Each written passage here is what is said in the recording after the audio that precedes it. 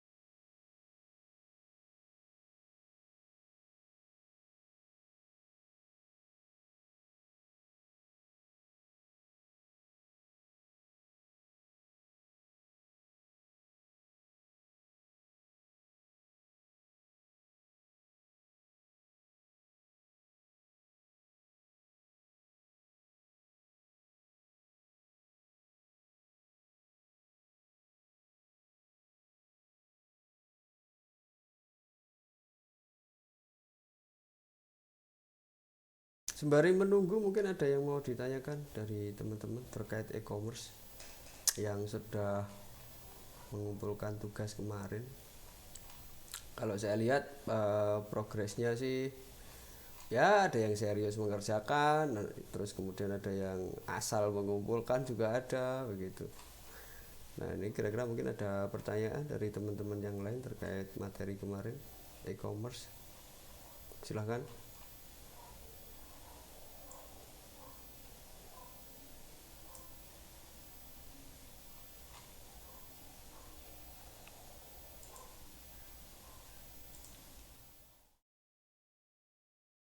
Tidak ada yang mau bertanya atau sudah paham semua terkait e-commerce? Atau mungkin yang punya Belum. atau mungkin ada yang punya usaha di bidang itu? Galang. Galang, Pak. Galang, mana Galang? Sebab Galang. Iya, Pak. Ya ya Sama silakan. Amir, Pak. Oh ini banyak nih. Oke silakan yang Ya, oke silakan. Mas siapa ini? Galang. gimana, Pak? Oke Mas Galang silakan disampaikan Apanya, Pak? terkait e-commerce. Terkait e-commerce yang sudah Oh, oke. Atau saya pakai di Lazada Seller Center, Pak. oke. Bisnisnya apa Mas? Saya suka ini kalau Obat suplemen makanan Tiens. Tiens, eh, Tien, Ya, MLM kah? iya, basisnya MLM. Oke. Profitnya berapa Mas? Profitnya Satu bulan pernah nyentuh 13. 13 juta. Ya, Oke. Kalau untuk bulan ini, gimana, Pak? kalau untuk bulan ini dapatnya berapa? Bulan ini masih 4. 4 juta. Oke. Eh itu profit yang didapat sudah bersih, artinya itu untungnya atau mungkin ada operasional yang lain? Bersih. Berarti kalau misalkan pendapatan kotornya artinya belum dikurangi operasional itu masih sekitar Ya, berapa Mas? 16 cuma modalnya dikit untungnya banyak. Oh begitu. Kira-kira berapa persen Mas Ya, untuk modalnya Mas?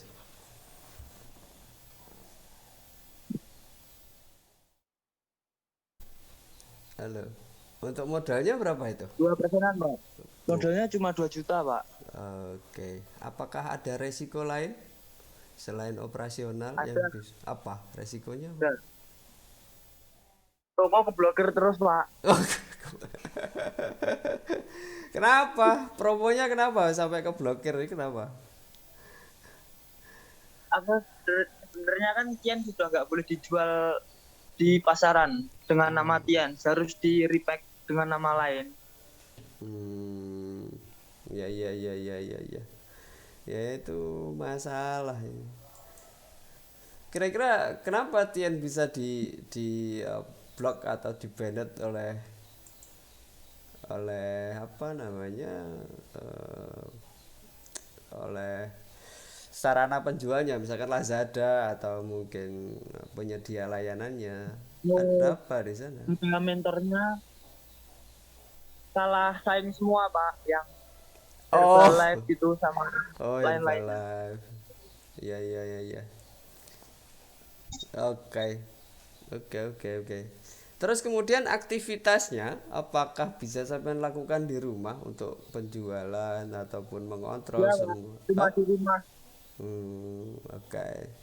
Ya lumayan mungkin nanti bisa dikembangkan Mas. Mungkin bukan hanya produknya Tians. Saran saya dengan melihat data saya kira di sana masih banyak peluang begitu. Selain Tians, produknya Tians yang bisa menjual produknya sendiri gitu. Yang kira-kira bisa dijadikan peluang ketika melihat data saya ini valid ya. Data saya yang saya sampaikan itu valid. Artinya bukan hoax. Data itu valid.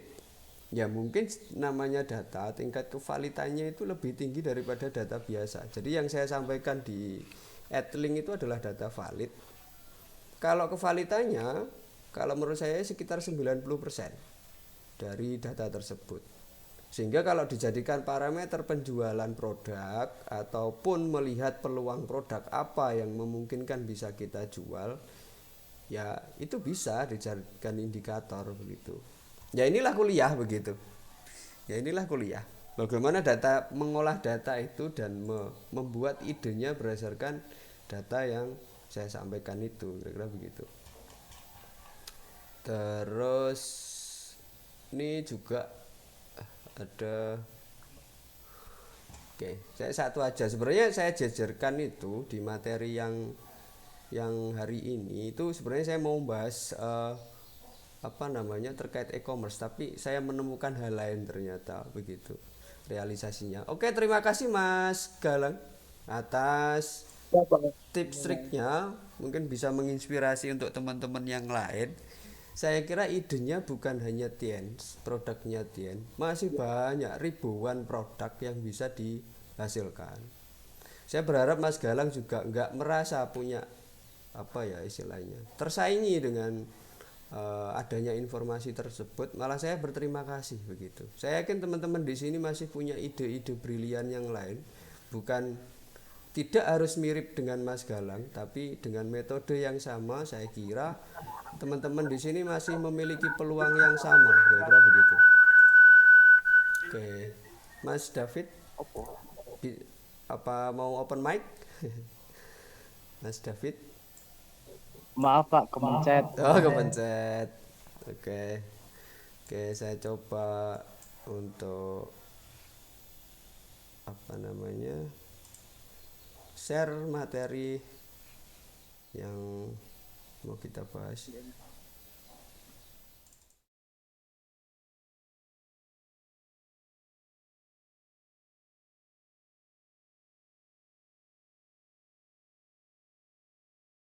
Nah, yang ini digital marketing. terkait digital marketing. Kalau kita lihat datanya, ini adalah data ini data di Indonesia ya, artinya global, seluruh Indonesia. Kalau kita lihat di seluruh dunia, saya berharap itu produk kalian bukan hanya berada di Indonesia, tapi juga ke luar negeri. Kalau bisa targetnya itu. Yang saya lihat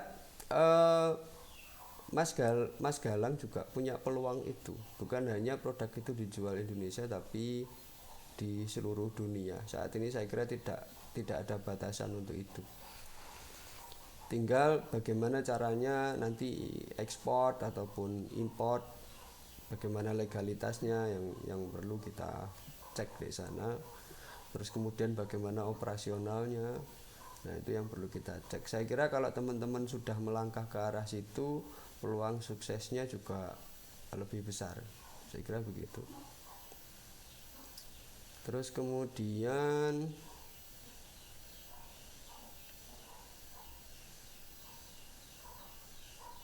oke.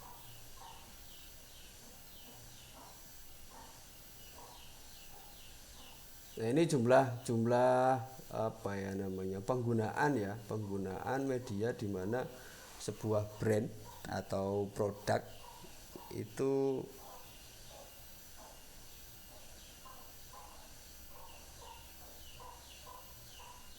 ya masih banyak ternyata yang menggunakan search engine untuk penggunaannya. Terus kemudian di sosial media sejumlah 39%. Rekomendasi komen on sosial media 39%. 35%. Oke, mungkin kita next.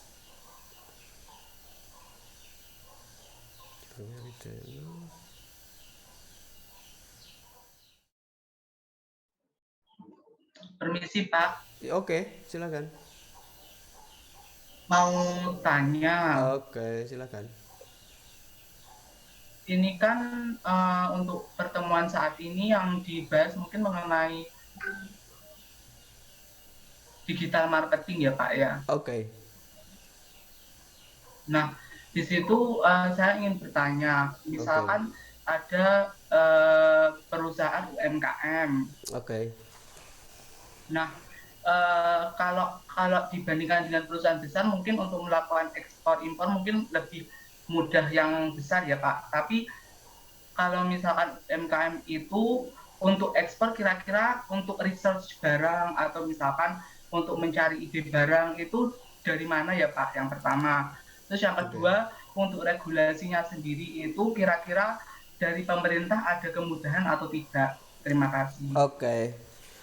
Ide ya, yang ditanyakan ide ya. Kalau regulasi saya tangkap. Tadi yang ditanyakan yang pertama itu yang saya nggak tangkap. Idenya atau apanya tadi? Yang di awal. Iya Pak, ide untuk research untuk bisa memenuhi kualifikasi ekspor.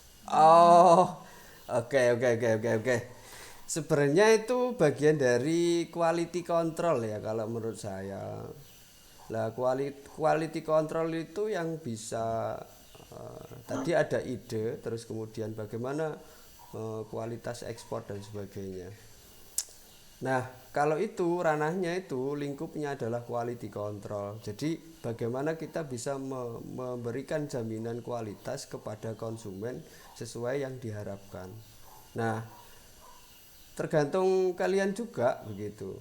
Kualitas yang mau ditawarkan itu berapa begitu, atau harganya berapa maksud saya dengan kualitas yang sampean punya begitu. Misalkan nih produknya sampean apa? Ini saya coba lebih objektif. Misalkan nih, Mas siapa nih namanya Kalau tadi? Mas Ahmad. Oke, silahkan Mas Ahmad. Kalau saya pribadi ranah ke fashion sih Pak. Oke. Tas. Oke. Nah, itu kan gini kan Pak, kan kurang lebih saya kan udah paham ekspor, tapi untuk regulasi apa namanya data ke pihak pemerintahannya itu kan juga cukup sulit. Nah, kalau saya pribadi lebih ekspor itu sekarang itu kan saya kan juga gabung di Devisa Ekspor. Okay. Nah, di situ itu diterangkan bahwa kalau sekarang itu Indonesia harusnya masih ekspor untuk komoditas, bukan suatu merek seperti itu. Tapi saya kurang tahu datanya valid atau tidak. Tetapi banyak sekali, menurut saya ini merupakan peluang ya Kak ya. Yeah. Itu komoditas itu juga bisa menghasilkan cuan di bidang ekspor. Tapi kalau dari Kementerian Perindustrian itu menyatakan bahwa kalau ingin ekspor itu harus mempunyai produk di mana sudah mempunyai brand seperti itu. Oke. Next, yang ditanyakan berarti terkait regulasinya. Nah, bukan regulasinya itu biar UMKM itu bisa mendunia itu kita harus menempatkan suatu produk sesuai dengan negara yang dituju, atau kita harus tahu permintaan pasar. Oke. Saya kira menginspirasi ya. Saya ini belajar banyak ini ternyata sama Mas Ahmad ini. Tapi di samping teorinya juga ditunjang. Ya oke saya paham itu. Coba saya sampaikan beberapa hal. Ini terkait kalau di kampus kita ada namanya KWU. Sudah pernah mendapatkan kuliah KWU, kewirausahaan? Belum. Oke. Belum. Nanti oh ya. Itu ada yang sudah itu. Siapa yang ngajar? Kewirausahaan siapa yang ngajar? Guruman, Pak. Oh, guruman. Di kuliah maksudnya, Mbak. Tapi ya nggak apa-apa lah. Oke, saya sampaikan ulang. Ini dagel. Oke, yang penting. Mas Ahmad, terima kasih banyak yang disampaikan. Saya kira masih sama prinsipnya. Ketika kita berbagi tips dan trik, jangan sampai kita itu merasa tersaingi dengan informasi kita. Saya kira informasi yang disampaikan Mas Ahmad itu bagian tips dan trik ya, bisa menginspirasi untuk teman-teman yang lain, di mana ketika kita menyampaikan motivasi ataupun gambaran terkait bagaimana kita bisnis, ini nanti pasti efeknya domino, Mas. Jadi jangan sampai ilmu itu kita simpan sendiri. Saya yakin itu. Ketika sampean kasihkan ilmunya satu, maka sampean nanti akan mendapatkan lebih dari satu rewardnya. Nah, rewardnya apakah berupa cuan? Tidak juga. Bisa berupa koneksi terus partner, ataupun rezeki kesehatan, ataupun omsetnya meningkat. Nah, ini bisa jadi begitu. Jadi ketika kita mau sharing tips trik ataupun istilahnya ya, tips trik itu tadilah bagaimana kita berbisnis. Saya kira kita hari ini makanya membahas teknopreneur itu, saya berharap ada yang semacam Mas Ahmad, dia menjalankan produknya, bisnisnya, sehingga ketika perkuliahan ini mempunyai kendala, apa yang bisa saya perbantukan untuk membuat jadi entah UMKM-mu atau produkmu menjadi lebih laku lagi, atau lebih booming lagi, atau bisa lebih mempunyai profit yang lebih tinggi lagi, kayak begitu. Terus kemudian tadi saya coba ingat-ingat bahwa pertanyaannya adalah bagaimana kita harus memasarkan produk kita atau meningkatkan daya jualnya kita, atau niat pembeli terhadap produknya kita. Saya kira pertanyaannya mengarah ke situ. Apakah kita akan meningkatkan kualitas atau melihat atau tentunya dua-duanya gitu. Minat pasar itu apa begitu. Ketika kita mau jualan hari ini, misalkan tahu jasa telepon umum yang dulunya itu sebelum warnet itu kan yang di Telkom itu yang telepon umum wartel ya Pak. Ya, wartel. Ketika kita menjual jasa produknya berupa jasanya itu berupa wartel, mau lu taruh di tempat strategis pun pasti nggak akan laku, bos. Kira-kira begitu gambarannya. Karena memang apa? Pasarnya tidak ada begitu. Sehingga produkmu itu kalau kita harus melihat pasar, ya tentunya harus begitu. Dua-duanya dipertimbangkan. Terus yang kedua, kapan kita harus meningkatkan kualitas dari produknya kita?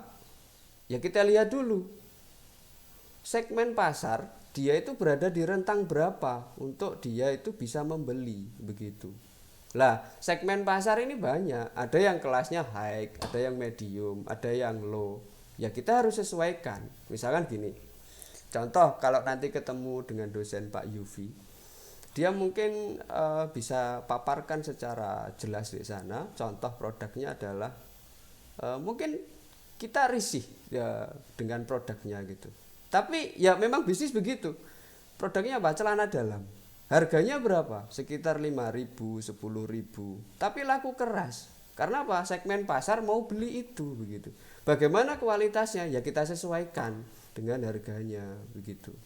Kalau kita bisa jual dengan harga artinya kualitas menyesuaikan, ya pastinya akan ada yang beli. Tapi kalau misalkan kita jual dengan harga yang tinggi sementara dan itu sudah umum, artinya kita kecewa dengan keadaan itu, ya jangan sampai produk kita mengalami hal yang serupa. Kira-kira begitu. Terus kompetitor itu juga penting. Kompetitor kita mau jual berapa dengan produk yang sama? Kira-kira begitu kah yang mau ditanyakan Mas Ahmad? Saya kira begitu. Iya Pak. Iya, maaf mau menambahkan sebentar Pak. Oke, silakan. Nah, ini kan menurut penelitian dari YouTuber dokter siapa gitu saya lupa, itu meneliti bahwa terjadi suatu gap market, yaitu sekarang itu market menengah ke atas maupun menengah ke bawah itu terjadi kelunturan, di mana orang itu akan memilih dua market, yaitu antara market bawah atau market atas. Contoh, sekarang untuk market HP itu kan kalau kita lihat kan yang paling banyak menjadi mayoritas dan menjadi kebanggaan seseorang itu pakai iPhone. Nah, kayak gitu tuh itu juga mempengaruhi suatu market yang lainnya. Jadi alhasil penelitiannya itu market menengah ke atas maupun menengah ke bawah itu tergusur. Itu ada penelitiannya oleh Bapak YouTuber siapa gitu. Saya juga mendengarkan juga mengenai Tesla misalkan. Nah, Tesla akhirnya kan karena memang sekarang itu lagi krisis energi karbon, di mana energi karbon itu kalau tidak segera ditangani akan menjadi masalah besar, yakni 30 di tahun 2050 akan terjadi panas yang hebat, dan sehingga banyak perusahaan otomotif itu mengarah untuk mengganti menjadi mobil listrik. Nah, dari situ kan terjadi suatu gap market ya Pak ya. Nah, gap market di mana kita sebagai UMKM itu juga bingung, ini kita mau mengarah ke market yang middle low atau low atau market yang high. Kalau market yang high jelas membutuhkan sumber daya yang lebih besar lagi. Nah, seperti itu. Itu juga tambahan materi sih. Oke, siap. Terima kasih Muhammad, ini sangat menginspirasi. Saya kira saya juga dapat ilmu banyak dari Mas Ahmad, bukan saya yang mengajar. Akhirnya Mas Ahmad ini yang mengajari saya kira begitu. Saya pun tidak anti itu, karena setiap ya dari diri kita itu pasti memiliki kekurangan dan sebagainya, itu wajar. Saya kira juga teman-teman yang lain juga punya fleksibilitas semacam itu, saya kira bagus. Jadi tidak anti dengan saran, kritik dan sebagainya. Saya kira begitu. Ya memang keadaan yang disampaikan Mas Ahmad itu saya kira referensinya sama Mas. Saya juga memiliki referensi itu. Bagaimana cara untuk menentukan pasar atau produk yang dibuat goalnya kita atau jadi tembakan kita itu kita mau sasar di yang low budget atau high budget, kira-kira begitu ya. Nah, cara menentukan itu memang kalau kita tidak memiliki tips atau trik terus kemudian pengalaman, mungkin mindset kita pun juga tidak akan berubah begitu. Karena apa? Kita tidak pernah punya rekor. Saya berharap karena kita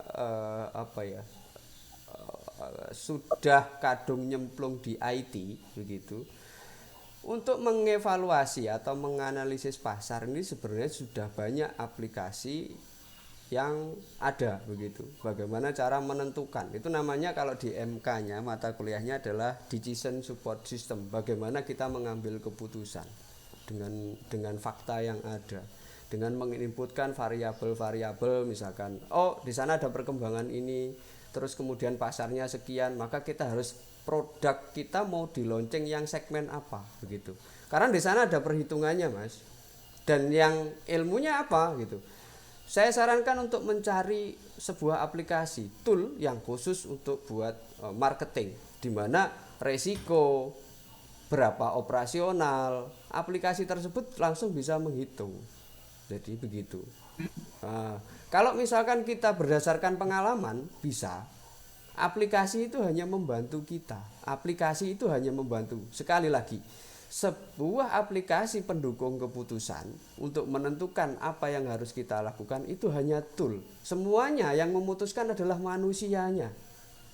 Kira-kira begitu. Ya, ketika ada aplikasi canggih atau yang bisa menghitung segmen pasarnya, Mas Ahmad, sekali lagi itu hanya tool pembantu. Yang menentukan pasar adalah manusianya, dan yang menjalankan dari produkmu mau ke kiri ataupun ke kanan, yang mau low atau yang high, tetap sampean sendiri begitu. Sehingga ketika kita punya tool peralatan aplikasi yang bisa membantu untuk memutuskan kita harus mengambil yang mana, yaitu tujuan saya di sini untuk mengarahkan begitu. Kita ini sudah belajar PTI dengan referensi yang ada, maka kita harus hitung dulu begitu, segmen mana yang harus kita. Nah, itu biasanya kita itu seringkali melupakan nilai angka yang kecil, mengabaikan nilai yang kecil karena kita masih mengandalkan otaknya kita, mindsetnya kita, dengan perkiraan kita. Makanya dengan aplikasi itu bisa lebih detail lagi untuk menghitung semua resiko yang ada.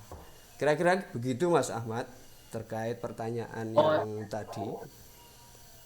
Oh iya, siap Pak. Terima kasih banyak Pak atas informasinya. Oke, karena kalau kita lihat marketing sendiri ini ilmunya itu sangat luas kalau saya perkirakan begitu. Saya hanya mengasih digital digital marketing itu sebagai wawasan, atau di mana ini adalah gerbang pembuka. Kita harus mempunyai referensi yang luas sehingga pasar ini bisa kita ketemu dengan goalnya. Kalau kita nggak punya referensi ini, sampean pasti akan nanti nggak akan menemukan goal. Karena apa? Diperkirakan semuanya adalah gawang, sehingga sampean akan mau ngegolkan kemana produkmu. Nah, kira-kira begitu, Mas. Nah, sehingga kalau kita sudah tahu produk ini di pasar berapa, penjualnya siapa, kemudian presentase terjualnya berapa, maka produk kita nanti yang new ini atau yang ada, maka ini nanti perkiraan kita akan tercapai berapa persen. Kira-kira begitu.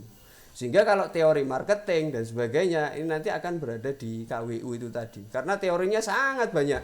Saya sendiri pun mempelajari itu, tapi di MK ini saya kira kurang tepat kalau saya menyampaikan terkait marketing, karena waktunya ini akan sangat terbatas sekali begitu. Tapi kalau misalkan nanti ada waktu luang yang lainnya, saya kira saya bisa sampaikan itu bagaimana terkait digital marketing yang sekarang. Terus kemudian kalau kita di dunia marketing atau AdSense, di sana peluangnya juga besar juga begitu. Kita mengiklankan produk orang lain aja sudah dapat cuan, ibaratnya begitu kalau saya mengadopsi bahasanya tadi. Tapi kalau bahasa cuan ini kok menurut saya kok kasar loh. Ya bilang profit gitu aja ya. Terus satu lagi, jangan sampai lupa dalam berbisnis itu kita punya etika. Jangan sampai kita itu ya bagaimana definisi etika, saya kira teman-teman yang lain harus pelajari juga bagaimana cara etika berbisnis dan sebagainya.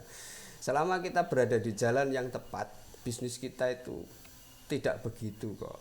Artinya begini, kadang bisnis kan malah melemahkan yang lain ataupun bisnis ini mematikan produk lain.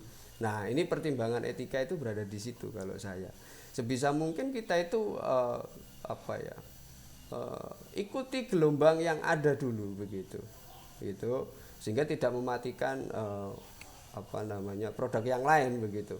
Ya kalau memang harus tergantikan ya nanti pasti akan otomatis karena kita ini berkompetisi kalau di dalam bisnis itu. Kira-kira begitu. Terus jangan terlalu beresiko. Kapan kita harus beresiko mematikan produk lain ketika di sana aja lebih murah, saya harus lebih murah. Kemudian terus begitu terus. Saya kira bisnis kalian nggak akan sukses dengan cara itu. Kira-kira begitu. Nah, kita di area yang medium saja, di tengah. Kira-kira begitu. Sehingga nantinya kapan kita harus bermain di harga yang tinggi atau merendah itu pun juga ada perhitungan kalau secara teori begitu. Tapi yang saya sampaikan ini semuanya umum, dari tadi masih umum, belum spesifik saya kira, belum spesifik mengarah ke teori produk, bagaimana kita menjual di digital marketing, bagaimana jangkauannya, ini masih panjang sekali. Nah, kalau mau mempelajari ini lebih dulu daripada saya yang saya sampaikan, seperti tadi Mas Ahmad ini, saya kira dia punya pengalaman yang keren begitu terkait bisnis ini, terus dipertahankan begitu, dipertahankan supaya nantinya mata kuliah saya ini bisa diterapkan atau diimplementasikan. Terus bagaimana dengan yang lain? Gitu. Nah, ketika saya mempunyai grade yang atasnya Mas Ahmad, terus bagaimana yang lain? Oke, silakan mungkin bisa open mic. Terima kasih Mas Ahmad ya. Untuk sarannya tadi yang kesekian kali saya bilang terima kasih karena menginspirasi, betul-betul menginspirasi saya sendiri atau mungkin teman-teman yang lain. Saya kira begitu. Silakan bisa open mic untuk teman yang lain, silakan. Jangan ragu untuk bertanya atau menyampaikan sesuatu hal.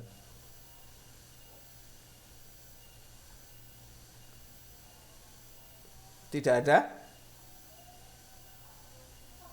Zoom saya ini mau besok pagi masih ada karena premium jadinya. Jadi saya membuka kesempatan seluas-luasnya untuk bertanya begitu dengan referensi yang sudah saya sampaikan di adlink.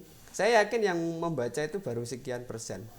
Karena saya tahu segmen mahasiswa saya itu berada di area yang bagaimana begitu. Saya tahu betul itu. Sehingga saya membuka peluang ini supaya ada perubahan. Kira-kira begitu. Kalau belajarnya kita melulu, ya kita nggak akan mendapatkan reward dari perkuliahan ini, kira-kira begitu. Oke, silakan untuk teman-teman yang lain.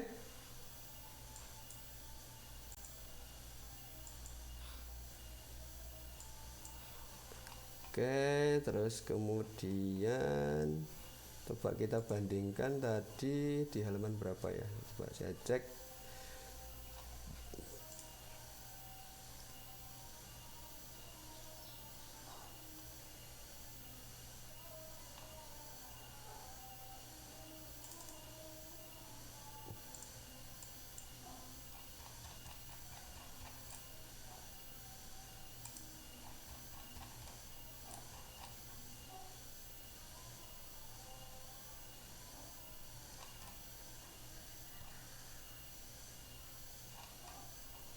Oke, saya mau tanya, penduduk Indonesia itu berapa sih jumlahnya?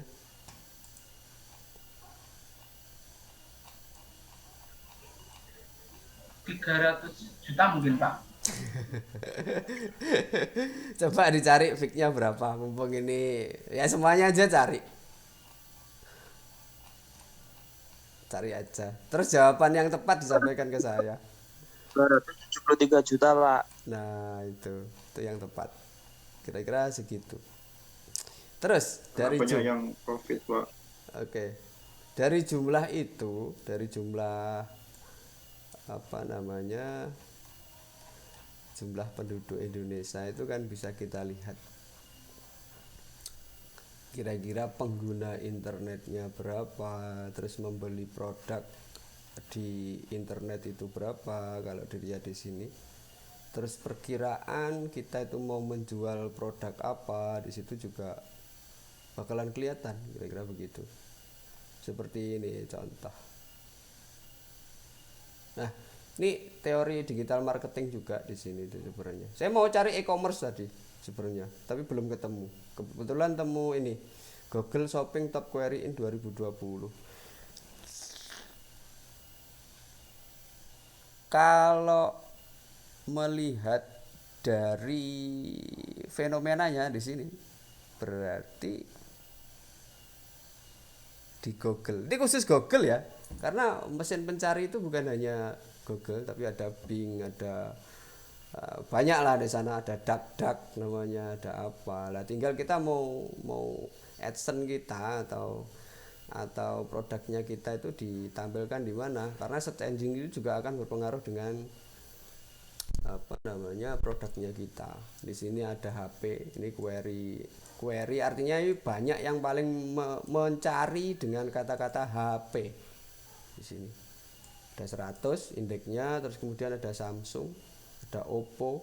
Nah, ini kalau misalkan kita cek di Google dengan kalimat atau kata Samsung, maka di sana mempunyai indeks jumlah 80. Oppo ini 54, yang lainnya baju. Nah, ini mungkin tadi Mas Ahmad apa namanya menjual produk fashion, atau ya kalau misalkan kalimatnya diganti fashion, kalau di apa namanya di toko digitalnya, saya kira tidak akan terlihat oleh Google, karena di sini rating pertama pencari informasi itu menggunakan kalimat baju. Alangkah baiknya kalau fashion itu depannya atau belakangnya ditambahi baju gitu, mungkin akan lebih meningkatkan penjualan, karena akan semakin tampak ketika menggunakan keyword ini, kira-kira begitu. Ada Realme, ada Shopee, ada Xiaomi, harga Oppo dan sebagainya. Nah, ini juga apa ya, materi lain dimana kita bagaimana sih cara memasarkan produk di search engine atau di mesin pencari, kira-kira begitu. Terus kemudian pertumbuhan e-commerce berdasarkan kategori. Ternyata peluangnya itu masih besar. Di sini sekitar lebih dari 50,7% dari seluruh produk. Sehingga fashion ini sebenarnya adalah paling dicari kalau dilihat datanya begitu. Di layar tampak ya. Oke. Kalau kita lihat di situ sebenarnya fashion ini lumayan. Cuman kita bandingkan dulu penjualnya berapa. Bukan hanya peluangnya, tapi penjualnya di internet ini berapa begitu. Kalau misalkan kita mempunyai peluang sekian persen, tentunya pesaing kita juga banyak gitu. Bukan hanya punya peluang 50,7% begitu. Terus kemudian furnitur 47,8%, travel mobility accommodation ini mempunyai kurang dari 45%, terus elektronik, digital, musik. Nah, kalau dilihat dari ini, saya berharap teman-teman yang lain itu memiliki produk, paling tidak setelah kuliah saya itu mempunyai ide, saya mau jualan ini begitu, sehingga teknopreneurnya muncul begitu. Teknopreneur, nanti dicari ya definisi teknopreneur apa gitu. Nah, karena kita sekarang ini teknopreneur sangat tepat saya sampaikan, karena semuanya di era digital ini begitu. Kita menjual produk tidak ada batasan, kita dari rumah di pucuk gunung pun masih bisa jualan begitu. Yang penting kita punya koneksi internet. Kecuali kalau kurir, biasanya pilih-pilih. Maunya di kota, nggak mau mengantarkan di apa namanya di road atau jalan yang tidak terjangkau, biasanya begitu. Nah, itu kendala buat kita. Jadi sehingga kalau mau jualan dengan produk yang lebih terjangkau begitu, sehingga pastikan kurirnya itu nyampe di tempat kita begitu. Saya yakin nanti kalau mempunyai tempat kecil aja, misalkan 4 kali 5 begitu, kalau memang mau bisnis dijadikan untuk pos transit kurir, saya kira akan lebih cepat. Meskipun rumahnya kontrolnya berada di puncak gunung misalkan. Nah, itu akan mempercepat pengiriman dan penerimaan barang, saya kira begitu. Terus kemudian pembayaran produk via online. Nah, ini juga ada ya tadi Mas Ahmad, tips triknya juga sebelum launching produk, artinya segmen pasar itu juga dilihat dulu. Produknya kita ini sebenarnya konsumennya itu berada di rentang usia berapa begitu. Nah, kalau fashion sampean spesialis di usia berapa, kira-kira begitu. Kalau mungkin ada contoh yang lain gitu, mungkin saya akan bisa lebih objektif gitu. Selain Mas Ahmad itu produknya apa? Tadi saya tanya Mas Galang, dia punya produk Tiens. Terus kemudian coba Mas Galang tadi produknya apa? Obat ya? Obat atau apa tadi?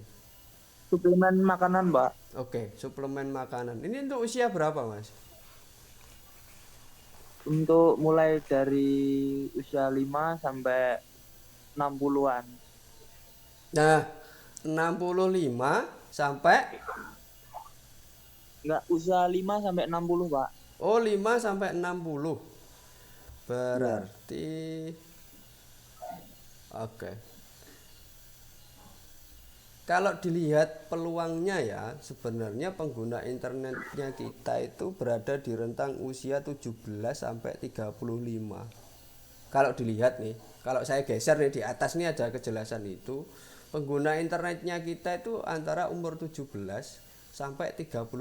Ini jumlahnya lebih besar begitu. Kalau kita punya produk yang segmen pasarnya berada di usia itu, saya kira mempunyai peluang yang lebih besar pula dibandingkan untuk usia yang lain begitu. Nah, misalkan ini kita bandingkan fashion itu kalau di atas kertas berdasarkan data ini lebih laku mana antara yang punyanya anak-anak di usia misalkan 5 tahun sampai 10 tahun sama fashion yang misalkan untuk usia 15 sampai usia 25 tahun misalkan. Saya yakin peluangnya akan besaran berada di antara 15 sampai 25 tahun untuk produk fashion. Karena apa? Yang sering mencari produk itu di usia itu. Meskipun kadang di usia itu mencarikan produk punyanya si anak ataupun orang lain, tapi peluangnya ini akan lebih besar di area itu, segmen pasarnya. Kira-kira begitu. Menurut data yang saya sampaikan. Kira-kira begitu. Terus jangan sampai lupa lagi bahwa kalau kita berbicara terkait pembayaran, ya kita harus friendly dengan model pembayaran, entah itu mobile banking, bagaimana metode transfer, bagaimana VA, virtual account, bagaimana memanfaatkan metode-metode pembayaran yang serupa. Saya kira begitu. Ketika kita melakukan Oke. Silakan. Mau tanya mengenai pembayaran juga sih. Oke, silakan.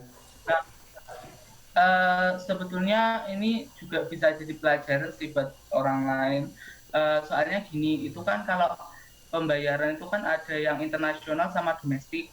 Kalau domestik itu ada kayak pembayaran melalui bank itu kan. Kalau internasional pakai PayPal sama apa gitu kan Pak. Nah di situ tuh tapi mayoritas kalau pembayaran itu sekarang harus menggunakan kartu kredit.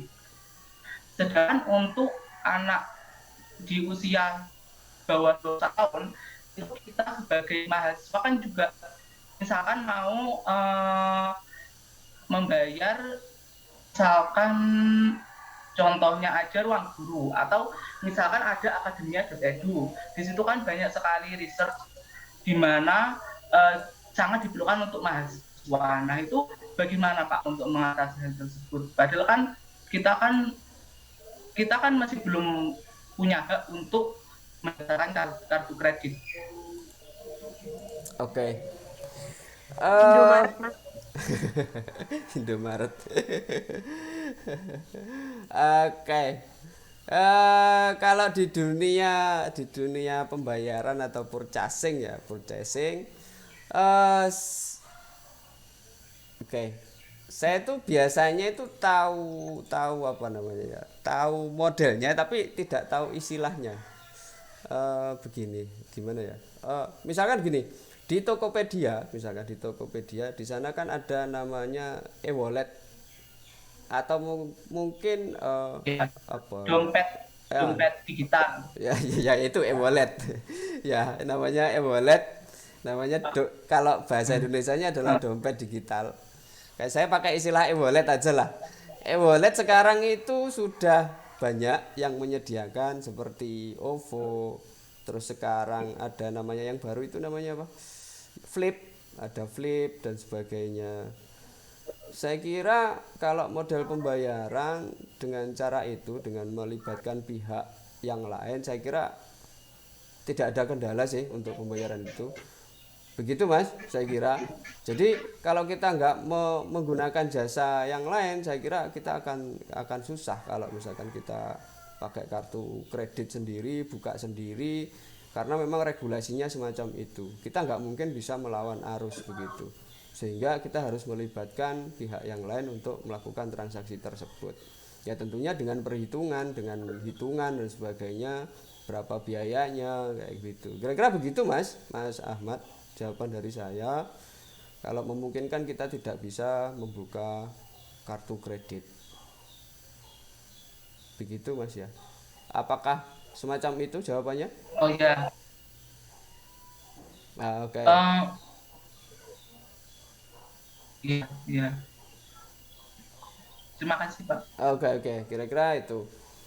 Terus kemudian kalau kita nggak mau ribet gitu, misalkan dengan kartu kredit atau apa, kalau lakukan pembelian atau transaksi, kalau pembelian mah gampang banget sekarang itu. Kalau mau menghabiskan uangnya kita mah tinggal transaksi. Di dekat kita sudah ada Alfamart, Indomart, ATM, mobile banking. Saya aja sampai nggak punya mobile banking karena khawatir saldonya itu selalu nol. Karena saking mudahnya untuk belanja begitu. Kecuali kalau kita memang punya produk dan memang berbisnis di situ. Kalau kita hanya sebagai konsumen atau yang sifatnya konsumtif, saya sendiri juga nggak menyarankan untuk pakai mobile banking begitu. Karena ya memang ketika melihat produk enak, nyaman, beli, mobile banking buka, set transaksi, barang udah nyampe di rumah. Kira-kira begitu. Kemudian inilah yang membuat saya harus menyampaikan beberapa hal terkait materi PTI. Kemungkinan akan berubah sekitar 50% dari arah yang sudah saya tentukan di awal, karena perkembangan teknologi ini sangat cepat. Saya setiap minggunya, setiap bulannya itu mengikuti terus. Terus kemudian bagaimana peran penjual sekarang?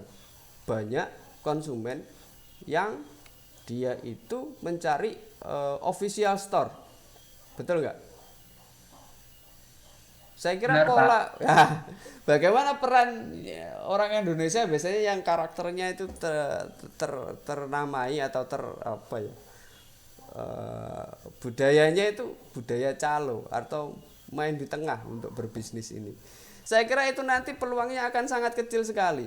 Jadi sebisa mungkin kita itu membuat produk baru yang mana masih fresh. Karena apa? Kalau kita mau beli saja kita sudah nyari sumbernya begitu, official store. Karena apa? Selisih rentangnya kayak smartphone aja, kita beli di toko ataupun di tempat penjualan digital, di Tokopedia yang bukan official store, rentangnya sangat jauh, sampai 200.000. Betul nggak? Pasti lari ke official store. Produknya lebih legal, kepastiannya bisa dipertanggungjawabkan, artinya bukan abal-abal dan sebagainya. Nah ini bagaimana peran kita begitu? Karena kedepannya akan mengarah ke situ, makanya kita nggak bisa sekarang itu kita menjual produk orang lain. Sebisa mungkin kita itu membuat produk sendiri. Kira-kira begitu. Peluang pasarnya Ya, akan Pak, itu mengarah yang ke situ. digambar-gambarkan oleh ya itu memang yang digambar-gambarkan oleh kementerian itu, kementerian perdagangan. Oke. Ya. Maaf. Oke, suara saya masih bisa didengar ya? Soalnya ini kelihatannya proses di komputer saya banyak aktivitas, agak low signalnya. Oke, masih bisa didengar ya. Jadi begitu, kita harus mempunyai produk sendiri. Nah, harapan saya di pertemuan berikutnya kalian bisa memunculkan produk sendiri dengan deskripsi yang bisa disampaikan kalian. Produk apa yang kepengen kalian jual atau pasarkan, bisa berupa jasa atau bisa berupa produk atau entah apa yang bisa memunculkan cuan ketika kita berada di era yang serba cepat ini, kira-kira begitu. Minimal bisa menghidupi kalian lah konsepnya, kira-kira begitu. Nah, bagaimana paparannya silahkan nanti dibuat sendiri.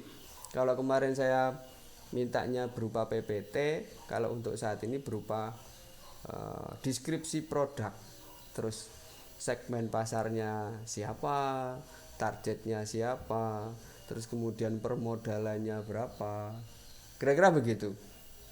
Nah, kaitannya nanti akan mengarah ke sini, e-commerce dan digital marketing. Bagaimana mengelola sebuah produkmu itu di era digital marketing saat ini, kira-kira begitu. Jangan berharap ketika kita kuliah slow saja, bekerja pun slow, hidupnya kita slow, terus ngimpinya sukses. Nggak ada hal terjadi semacam itu. Saya kira begitu. Sehingga mental kalian harus terbentuk mulai dari sini, begitu. Kalau misalkan tugasnya masih duplikat, saya yakin masa depannya nanti juga presentasinya kecil untuk menuju sukses. Meskipun namanya bejo itu setiap orang pasti punya begitu. Tapi kalau misalkan kita bisa hitung, ya peluangnya akan lebih besar kita konsep, kita hitung. Tidak mungkin kok bisnis itu tiba-tiba kebetulan sukses. Bertani pun sama. Tidak mungkin kok tiba-tiba petani itu bisa sukses. Apakah mungkin misalkan ini sekarang kita di Blitar nih, misalkan sektornya banyak di pertanian. Saya kira banyak sekali sekarang di Blitar petani-petani sukses juga begitu. Apakah beternak juga sama? Sama. Semuanya kalau kita memiliki konsep yang sama, mindset yang sama, bisa memprediksi peluang, saya kira semuanya kita mempunyai kesempatan untuk sukses. Untuk hari ini saya kira cukup. Kalau tidak ada pertanyaan, materi saya sangat banyak karena berlembar-lembar, dan itu harus dibandingkan dengan referensi lain, dengan kasus yang ada. Kalau kalian tidak memiliki kasus, saya yakin referensi saya ini hanya bacaan saja yang sambil lalu begitu. Setelah perkuliahan saya ya selesai, kalian akan aktivitas seperti biasa dan tidak merasakan apapun, saya kira begitu. Sehingga materi saya itu perlu dipahami, perlu dibandingkan dengan materi lain yang serupa. Misalkan saya malah senang kalian punya produk sendiri yang saat ini itu sudah jalan atau mungkin akan didirikan atau bagaimana begitu. Nah, nanti PTI ini adalah perannya di situ, mendampingi kalian di dalam istilahnya memberikan kontribusi berteknologi di produkmu itu begitu. Kira-kira begitu. Terus syukur-syukur kalian punya produk teknologi gitu. Kira-kira apa? Kira-kira solusinya apa? Ketika melihat sesuatu, misalkan di pertanian nih, gimana ya caranya di pertanian itu bisa tahu begitu tanaman apa yang cocok di tempat saya begitu. Nah, dengan sensor yang ada, misalkan dengan suhu kelembapan yang ada, waktunya sekarang misalkan yang ditanam apa begitu. Nah, misalkan sayuran atau mungkin apa begitu. Nah, itu di teknologi pertanian. Nah, kalau di teknologi e-commerce ya yang seperti disampaikan Mas Ahmad tadi. Karena sektornya kita masih luas. Kita tengok kanan kiri itu peluangnya sampai keluar dari tempatnya sampai ini itu peluangnya itu sangat besar begitu. Nah, sehingga kalian bisa memberikan eh, apa ya namanya itu kontribusi terhadap keuangan orang tua kalian. Syukur-syukur bisa mandiri dengan cara kuliah, tapi ini bukan hal yang gampang begitu. Saya kira cukup kalau tidak ada pertanyaan. Begitu ya. Hari ini lumayan pesertanya 31. 31 saya kira hadir semua hari ini. 31. Saya cukupkan sekian, kalau tidak ada pertanyaan saya tunggu 5 menit. Terima kasih banyak kalau sering motong pembicaraan. Oh ya nggak masalah ya oke. Nggak masalah kalau menurut saya. Kalau memang ada pertanyaan yang harus disampaikan, sebaiknya memang semacam itu. Lebih baik kalau raise hand sehingga tampak di layar saya, ya memang medianya begitu, sehingga nanti kalau mau bertanya bisa langsung saja atau raise hand. Selama saya masih bisa respon suaranya, saya kira bisa dilanjutkan untuk pertanyaannya. Saya kira begitu Mas Ahmad. Saya pun juga tidak masalah dengan hal itu begitu. Sehingga untuk mempercepat proses apa yang mau diharapkan ini tidak menunggu lama begitu. Saya kira begitu. Untuk yang lain sudah nggak ada ya? Atau mungkin iya, yang Pak. Oke, silakan. Ini tugasnya dikerjakan individu atau gimana, Pak? Ya, individu. Jadi tugas itu nanti saya kasih deskripsi lah di apa namanya, di tugas hari ini atau minggu depan. Jadi begitu. Pantau aja di adlinknya. Hari ini sudah saya sampaikan 2 materi, yang kemarin itu sudah kalian kerjakan juga apa namanya apa kesimpulan atau reviewnya. Tapi saya berharap tulisannya berbentuk paragraf sih sebenarnya. Jadi setiap kesimpulan itu disampaikan di PPT dalam bentuk paragraf, kesimpulannya apa begitu. Terus kemudian kalian punya ide apa begitu. Nah, itu akan lebih bagus sebenarnya di penilaian saya. Sehingga memang setiap kali pertemuan itu harapan saya kalian memiliki apa ya, ide baru atau paparan baru terkait dari materi yang sudah saya sampaikan. Kira-kira begitu. Kalau hari ini kita membahas e-commerce, maka ya seharusnya kalian bisa membuat peluang sendiri terkait e-commerce itu. Kira-kira begitu. Peluangnya apa di e-commerce, produknya apa begitu. Terus kalau misalkan kemarin saya kasih terkait media internet, oh berarti saya harus berteknologi menggunakan ini begitu. Saya kira semuanya sudah menggunakan teknologi hari ini, sehingga bukan sesuatu hal yang asing lagi terkait teknologi ini. Tinggal bagaimana mengelola teknologi ini loh sebenarnya kekurangannya kalian ini. Apakah akan digunakan kompetisi MOBA yang hari ini lagi trending? Ada yang ikut Mobile Legend? Nah, atau digunakan untuk bisnis? Saya kira saya lihat juaranya masih grupnya Unisba Blitar kelihatannya kalau di skala Blitar. Saya tahu tim-timnya itu yang ikut. Ada yang ikut nggak? Halo, seleksi? Ada apa? Ada. Juara berapa Mas grupnya?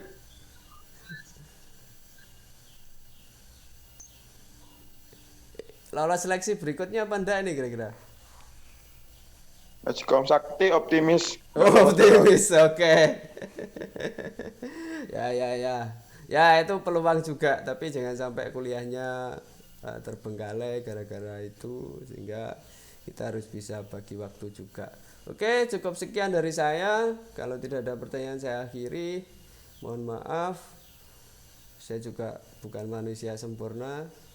Saya kira begitu. Saya mau menerima saran-saran dari teman-teman. Saya juga masih mau belajar dengan teman-teman. Kira-kira begitu. Meskipun posisinya saya di sini sebagai dosen pengampu.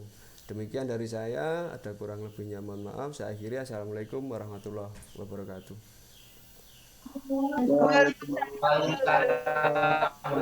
Waalaikumsalam warahmatullahi wabarakatuh.